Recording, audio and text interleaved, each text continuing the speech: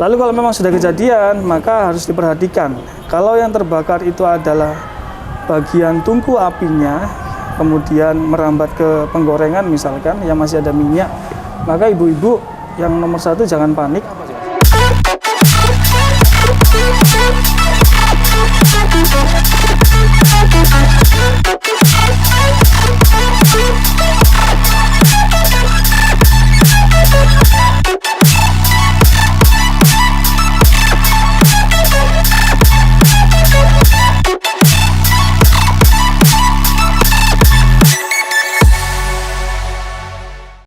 Oke, guys, kembali lagi di Markilang. Mari kita berpetualang. Kali ini kita tidak bosan-bosan untuk selalu mengingatkan kepada kalian dan memberikan tips dan trik terkait kebakaran, karena kali ini kita masih fokus di pemadam kebakaran. Nah, ini untuk ibu-ibu nih. Untuk ibu-ibu yang berada di area dapur yang sedang memasak dan sering terjadi di masyarakat sekitar permasalahan-permasalahan tentang kebakaran atau gas bocor. Nah, ya. Dan mungkin ini ada beberapa tips dari narasumber ya tentang kebakaran di area dapur. Dan ini kita langsung dengan Komandan Regu. Walah, Mas Gia. Komandan. Oke. Mas, ini permasalahan yang sering terjadi di masyarakat pada umumnya, terutama terkait dengan ibu-ibu ya.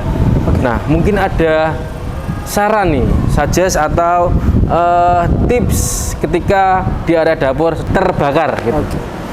Oke, baik. Kalau saran sebenarnya kembali lagi bahwa tujuan memasak, maka proses memasak itu hingga selesai dan dihidangkan. Jangan sampai ketika ibu-ibu memasak di dapur tersela oleh kegiatan yang lain. Itu yang tidak diharapkan, karena itu selalu memberikan sebuah resiko ya, yaitu resiko kemungkinan terjadinya kebakaran ketika proses memasak kemudian ditinggal.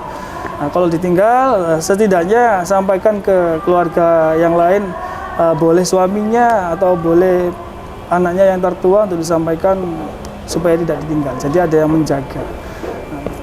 Lalu kalau memang sudah kejadian, maka harus diperhatikan. Kalau yang terbakar itu adalah bagian tungku apinya, kemudian merambat ke penggorengan misalkan yang masih ada minyak, maka ibu-ibu yang nomor satu jangan panik, bersikap tenang, ya meskipun sulit sebagai seorang perempuan, tapi tetap jangan panik. Yang dilakukan kalau seorang diri tidak ada anak laki-laki atau suami di rumah, maka perhatikan yang terbakar.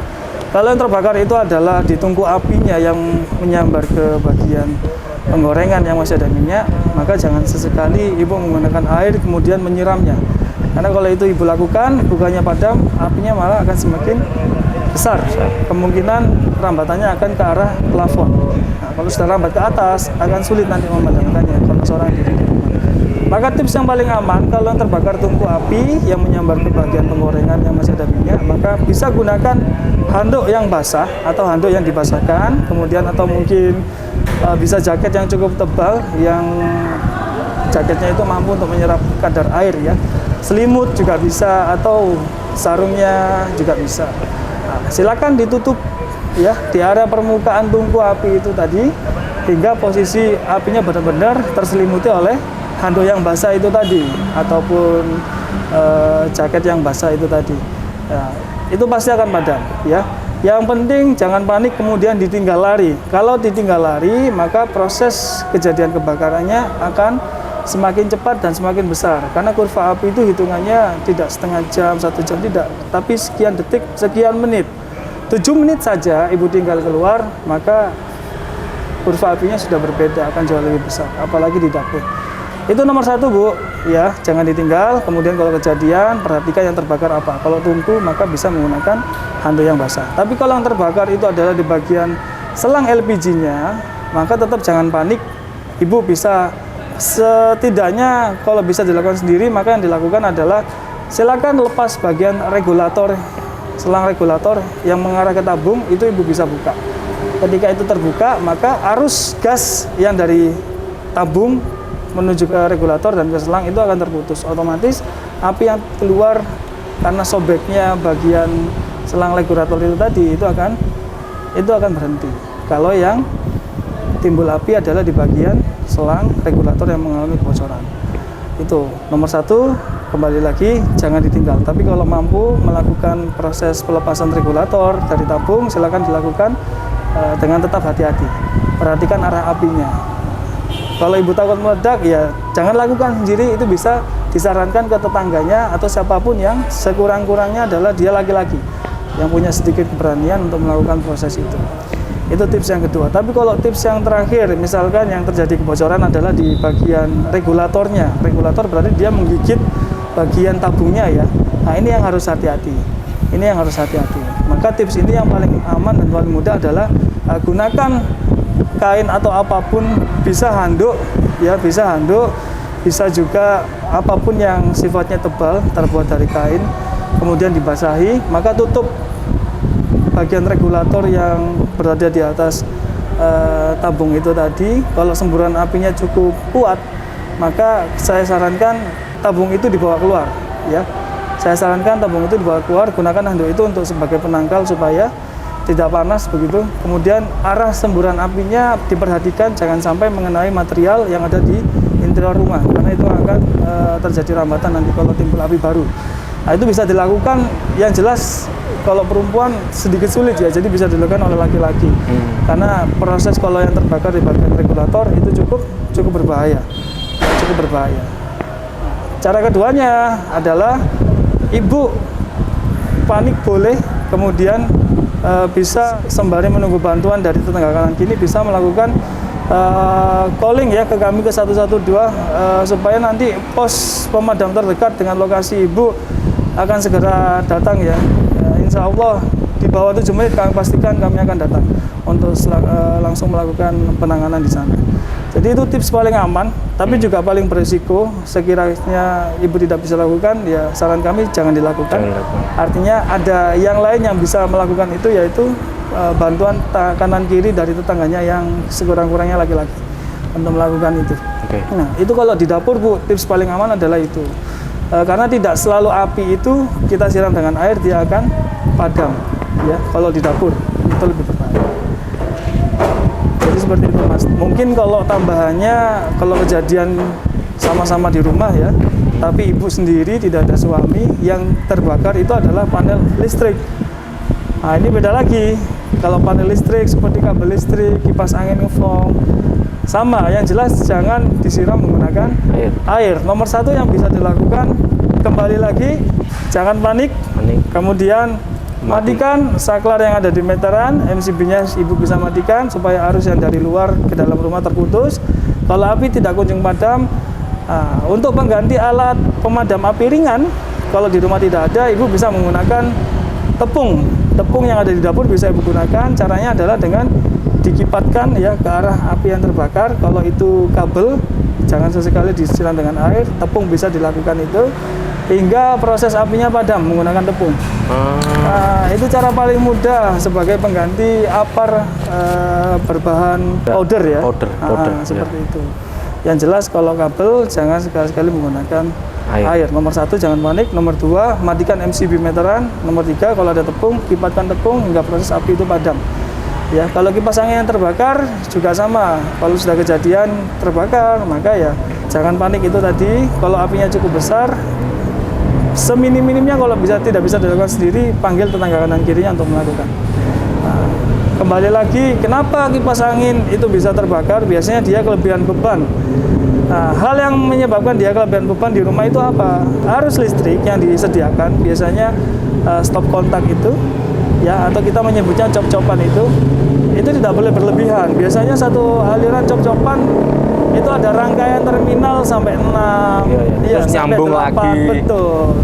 Nah, itu dia akan kelebihan muatan sehingga tembaganya tidak mampu untuk mengantarkan dengan baik arus listriknya. Nah, kelebihan muatan dia akan menimbulkan panas yang berlebih. Panas yang berlebih dia akan cukup untuk membakar bagian karet yang ada di kabel-kabel kelistrikan instalasi rumah ibu-ibu di rumah.